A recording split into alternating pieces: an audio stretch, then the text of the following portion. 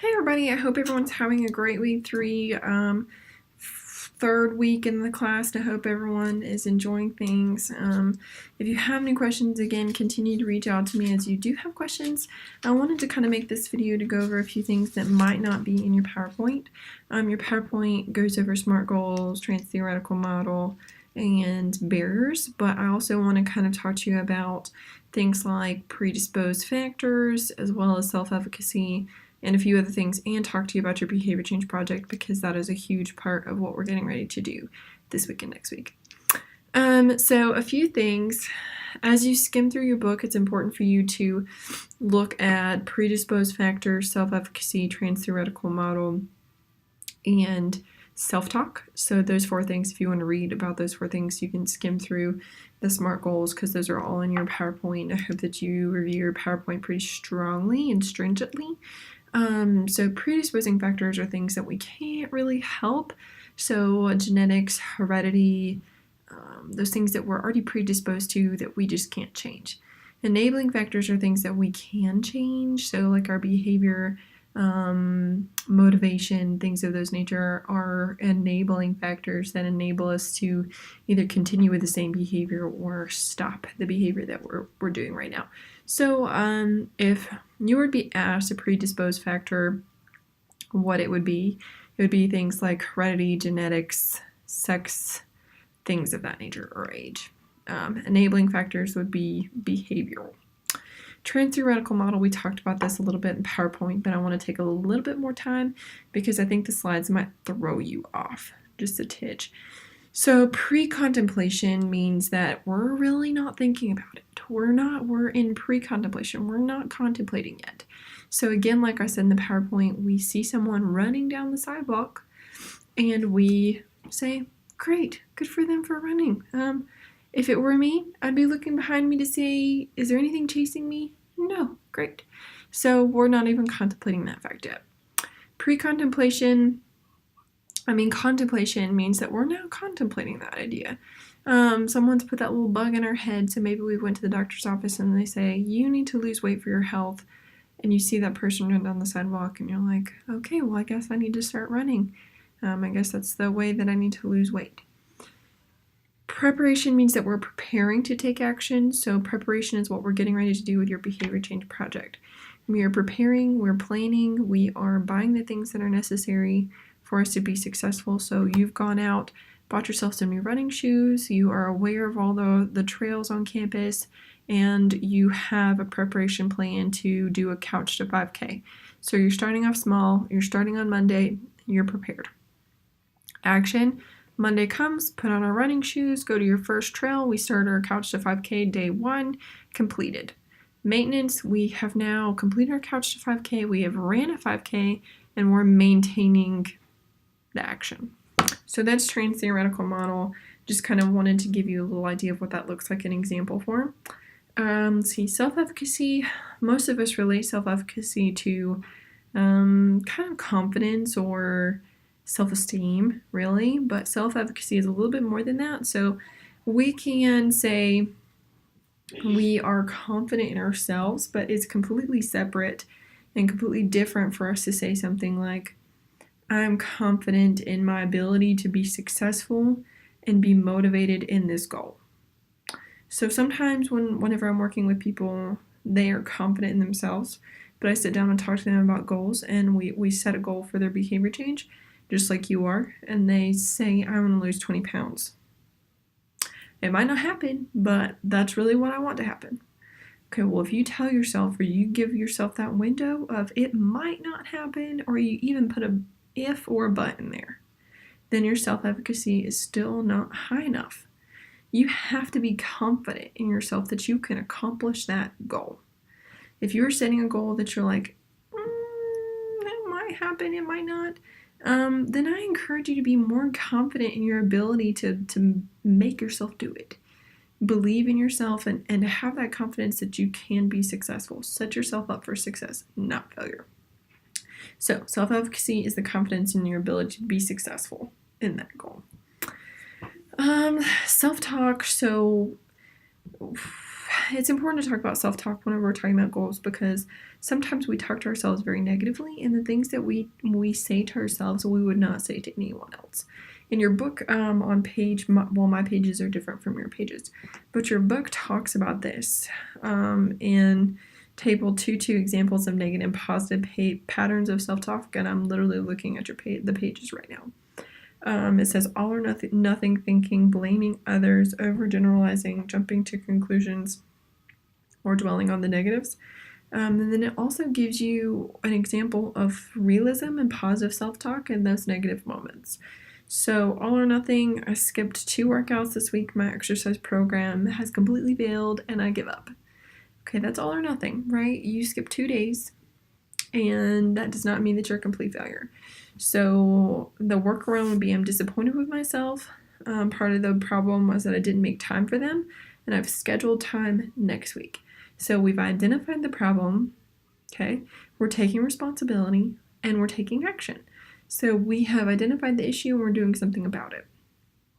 Blaming others, I wouldn't eat so much pizza if it wasn't for my roommate. We're blaming them. You could say no to that pizza, right? You could say no. So the turnaround, I'm responsible for my own food actions. We're taking responsibility. Next time I'll suggest a different restaurant or eat at one piece. I'm a strong person. I can control. So positive, I'm strong. 3, suggestion of action. So I'm only eating one piece, or I suggest a different restaurant. Overgeneralizing, my roommate was so rude to me this morning. He really hates me. Okay, just because someone's rude or they're grumpy doesn't mean they hate you, right? So overgeneralization. My roommate was really upset this morning. He's usually in a much better mood. I'm going to talk to him about what's upsetting him. So identified kind of responsibility or action, and we're taking action. Jumping to conclusions. You can read the rest of those, but the most important part of this negative self-talk is switching it to positive self-talk and identifying responsibility and taking action. So identifying, okay, I shouldn't be thinking like that. It's not all or nothing. I shouldn't be blaming other people. I shouldn't be overgeneralizing, and taking action to correct those parts. So those are the 4 main pieces that I really kind of wanted to talk to you about briefly in this video. And I wanted to talk to you about your behavior change project, because that is a huge part of what we're getting ready to do. If you have any questions about SMART goals, or you have questions about your contract, and I'm trying to make comments as I go of suggestions that I have, or just random thoughts that I have while I'm reading your contract. If I don't make any comments, then you should be all good. You can just read your rubric. But if you do have comments, I really strongly encourage you to look at those and to kind of take them, not necessarily in a negative light, but take them into heart as how I'm trying to help you and get you to achieve your goal. So I'm trying to help you be successful. So behavior change project itself, the actual program, you can see in the instructions, and I've given you a very good example. She killed it with her program. Is you're going to be tasked with literally planning every single day, starting from your start date to your end date, which is listed on your program and your contract. Planning every single day. If your goal is to lose 20 pounds, okay, and your short objective is to get to the gym 3 times a day, cool. Tell me what days each week you're going to go. Probably different each week, so check your schedule. And tell me specifically what workouts you're going to do. So on your calendar, you can say, and this is in your example, you can say CrossFit. Okay. February 10th, I'm doing CrossFit. February 12th, I'm doing Tabata Power. February 14th, I'm doing a 5-mile run. And then at the very bottom of your calendar, as you'll see on the example, you list out every single thing you're going to do that day. So the whole point of this program, and it's tedious, and I really want you guys to take considerable time, because it's really going to take you some considerable time to plan out every single day, because we're all busy, and I understand that. But I hear so many times that I'm so busy, I just don't have time. This project is going to make you make time. So You're going to plan it in your schedule by writing it down and making a program. You're planning it out. You can say exactly what time you're doing it. So if you're going to a group class, say what time you're going. So for me, example, if I'm doing a program, I go to Pilates 3 times a week, sometimes 4, usually Tuesday, Thursday, Sunday at 6:30. So I can say on my calendar, Pilates, 6:30, Tuesday, Thursday, Sunday, sometimes on Fridays. So that's 3 days, right? If that's my goal. Or if your goal is to get closer to your religion, then you plan it out and you say, go to church this date, or, go on a retreat this day, read this section of the Bible, or take 30 minutes out of my day. So from 8 to 8:30, spiritual meditation, 7 to 7:30 p.m., read my Bible. However you want that to look like for you to grow closer to your spirituality. If you're wanting to work on water intake, then you tell me how much water you're wanting to drink each day. If you're wanting to work on your budget, you're going to tell me how much you're going to save per day, so what you're going to spend money on, what you're not going to spend money on. Like, I want to save X amount of money by X date, I'm going to put away $50. Or you can do it by paycheck. I'm going to do so much paycheck goes into this account. However you want to do it, but it needs to be planned out. Every single day needs to be planned out. There should not be one day that is blank. And the reason I say that is because you plan rest days. You plan rest days, so my Sundays are my rest days, Saturdays are my rest days, so you say rest. Simple as that.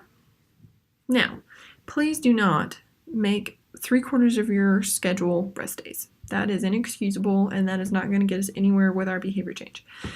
So you put rest days, and you also put your measurement days. So if you're going to weigh in or you're going to do whatever, like on Sundays or Mondays, I've seen a lot of people do Sundays and Mondays, say every Sunday, weigh in.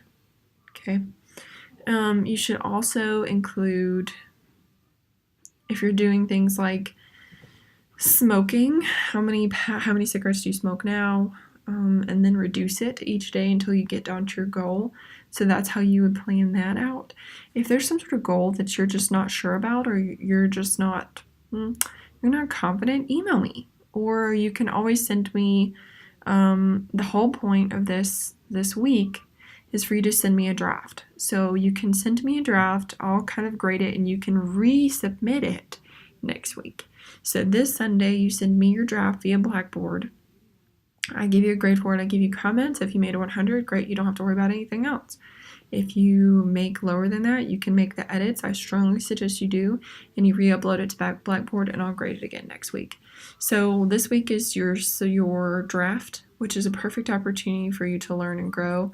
While you're doing this, you should also put your goal at the very top of your page. So you should always tell me your SMART goal and include it on there of what you're trying to aim, because sometimes it's hard for me to remember everybody's goals. Everybody's different. Sometimes they all look alike. So please, please, please put your goal at the very top. That's part of your rubric. I strongly suggest you look at the examples, you look at the rubric, and anytime you have any questions along the way, you should always reach out to me. I don't think you'll ever find that I'm not responsive to questions in that format or ever, really. So please let me know if you have questions about that. And remember that your draft is due this Sunday at 11:59 on week 4, so you submit it in week 4 space where it's actually due. And then next week is when the final draft is due. You do not have to submit a draft. Do not have to submit a draft. Nothing wrong with that. That will just be your final grade for the next week if you don't do a draft. So you won't get any editing from me. But not mandatory for you to submit a draft. Completely up to you, just an option for you.